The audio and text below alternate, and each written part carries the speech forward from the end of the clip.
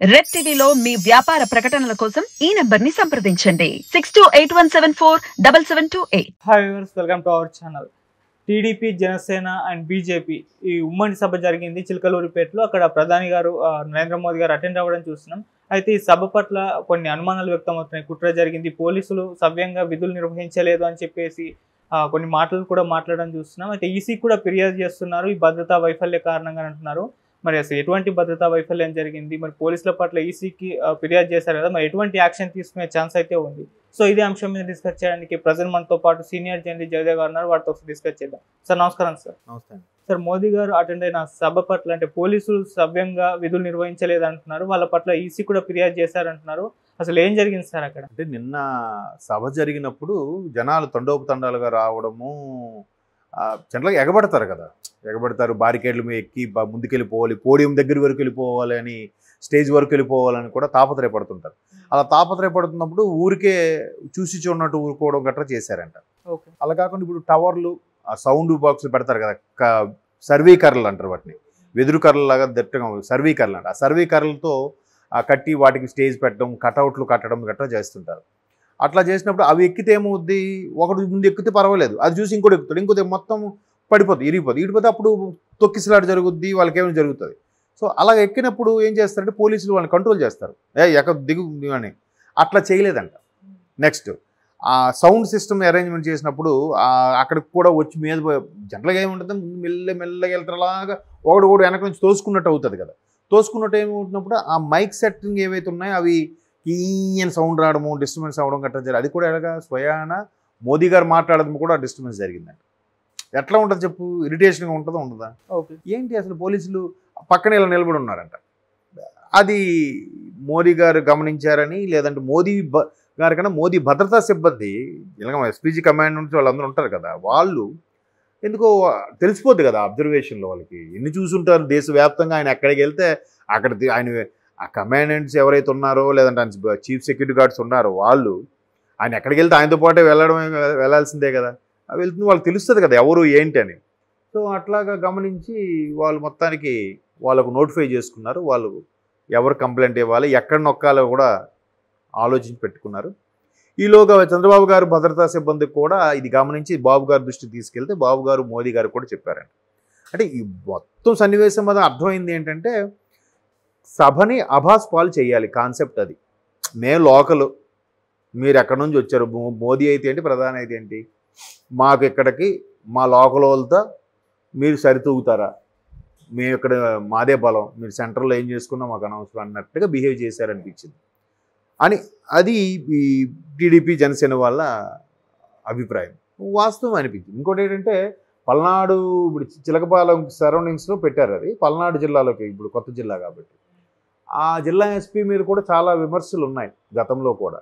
అక్కడ కొద్ది కార్యకర్తలు కూడా చెలరైపోయారు, ఇష్టానుసారంగా చెలరైపోతే వాళ్ళు ఎవరికి కూడా జస్ట్ కాషన్ ఇచ్చి వదిలేవి తప్ప చర్యలు తీసుకోకపోవడం, ఇటువైపు వ్యక్తులు అయితే మాత్రం చర్యలు తీసుకోవడం గట్రా జరిగాయట. సో దాని అన్నింటినీ కూడా దృష్టిలో తీసుకొని మొత్తానికి ఎర్లైజ్ చేసుకుంటారు కదా. ఎందుకంటే నిన్న నైట్ బులెటిన్ చూసేటప్పుడు కూడా అదే చెప్పారు.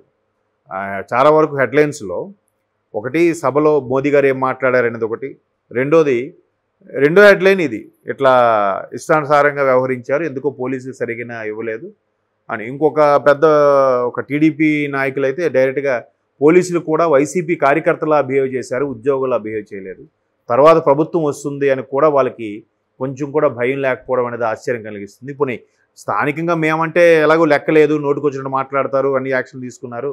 ప్రధాని గారు వచ్చినప్పుడైనా ఆ విధమైన కనీసం ఒక దాన్ని ఏమంటారు, భయంతో కూడిన బాధ్యత అది లేకుండా ప్రవర్తించడం అనేది నిజంగా మన రాష్ట్రానికి అవమానకరం అన్నట్టుగా కూడా కొంతమంది వ్యాఖ్యానం చేశారు. చూద్దాం మరి ఏది.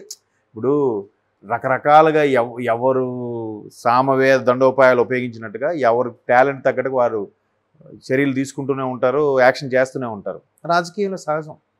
సో వాళ్ళ టాలెంట్ వాళ్ళు చూపించారు, వాళ్ళు ఒక పర్టికులర్ సామాజిక వర్గం చెందిన వాళ్ళు కాబట్టి ఆ సామాజిక వర్గం చెందిన వ్యక్తులే ప్రమోషన్స్ మీద అంత స్థాయి పోలీస్ ఆఫీసర్స్గా అయ్యారు. వాళ్ళు అందుకే ఒక పర్టికులర్గా ఒక పార్టీకే కొమ్ము కాస్తున్నారు అన్నట్టు విమర్శలు కూడా చాలా వినిపిస్తున్నాయి. చూద్దాం మరి. ఇవన్నింటినీ చూసుకునే మేబీ లోకేష్ గారు రెడ్ డైరీ రెడీ చేశారేమో. ఆ రెడ్ డైరీలో ఇలాంటి పేర్లన్నీ కూడా ఉన్నాయండి. మరోవైపు ఆ రెడ్ డైలో పేర్లున్నా కూడా కొంతమంది ఏం కాదులే వచ్చినప్పుడు చూసుకుందాం అనుకుంటూ ఉంటారు. ఇంకొంతమంది ఆల్రెడీ వాళ్ళకి అర్థమైపోయే సిచ్యువేషను డెప్యుటేషన్ మీద వేరే రాష్ట్రాలకు వెళ్ళిపోవడం, లేదా మళ్ళీ సెంట్రల్ వైపు వెళ్ళిపోతామని చెప్పి లీవ్లో పెట్టి వెళ్ళిపోవడం గట్రా చేస్తున్నారండి ఇప్పటికే.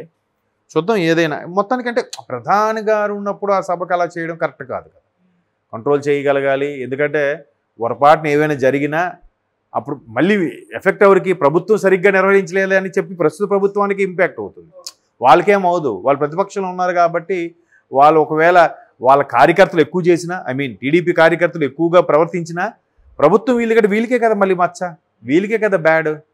అది అర్థం చేసుకోవాలి. ఏం కాదు, బ్యాడ్ అయినా ఏం కాదులే, మన ఓటు మనకు ఉంది, మన పథకాలతో మనం గెలిచేస్తాం అనుకుంటే భ్రమలో బతకూడదు. ఎప్పుడూ ఒకేలా ఉండవు పరిస్థితులు. కాలమాన పరిస్థితులు మారుతూ ఉంటాయి. ఎలాంటి వాడినైనా కాలం దించేస్తుందంట. సో అందుకు పర్టికులర్గా పోలీసులు అట్లా వ్యవహరించారు అన్నట్టుగా కూడా 2-3 ఛానల్స్లో చూశాను నేను. అట్లా హెడ్లైన్లో భాగంగా ఇట్లా మోదీ గారు స్పీచు, వెంటనే అక్కడ ఎవరు కూడా సరిగ్గా కంట్రోల్ చేయలేకపోయారు. ఒకవేళ ఎవరికి అనర్థం జరగలేదు కాబట్టి ఓకే, ఏమైనా జరుగుంటే దీన్ని ఇంకోలా తీసుకెళ్ళి వాళ్ళు మైలేజ్ కింద వాడుకోవడానికి చూశారు అన్నట్టు కూడా కొన్ని వార్తలు ఉన్నాయి. మొత్తానికి ఎవరికి ఏం కావాలో సంతోషం. వీళ్ళు రాజకీయాల కోసం అమాయకం ప్రజలు చనిపోకుండా ఉంటే చాలు. సభని అభాస్ పాలు చేయాలి, కాన్సెప్ట్ అది.